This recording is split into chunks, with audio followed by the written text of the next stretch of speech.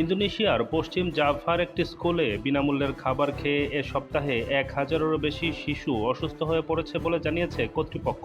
President Prabowo সুবিয়ান্তোর চালু করা কয়েকশো কোটি ডলারের পুষ্টিকর খাবার কর্মসূচিতে খাদ্যে বিষক্রিয়ায় বিপুল সংখ্যক শিশু অসুস্থ হওয়ায় এটি সর্বসাম্প্রতিক ঘটনা।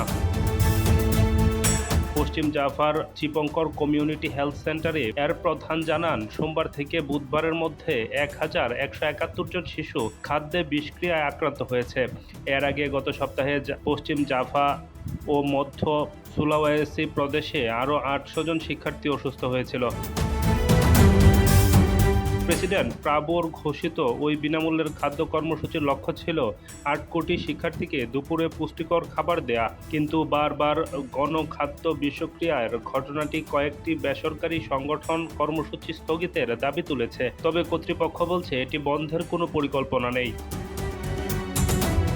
পশ্চিম জাভার স্কুলে অসুস্থ হয়ে পড়াদের অনেকেই পেট ব্যথা, মাথা ঘোরা, বমি ভাব, শ্বাসকষ্টের মতো উপসর্গের কথা বলছে। এর আগে বিনামূল্যের খাবার কর্মসূচির খাবার খেয়ে অসুস্থ হওয়ার ঘটনায় রান্নায় গাফিলতি ও মেয়াদোত্তীর্ণ উপকরণকে দায়ী করা হয়েছিল। এই সপ্তাহে শিক্ষার্থীদের দেওয়া খাবারের মধ্যে ছিল সয়া সস মুরগি, ভাজা টফু, সবজি ও ফল।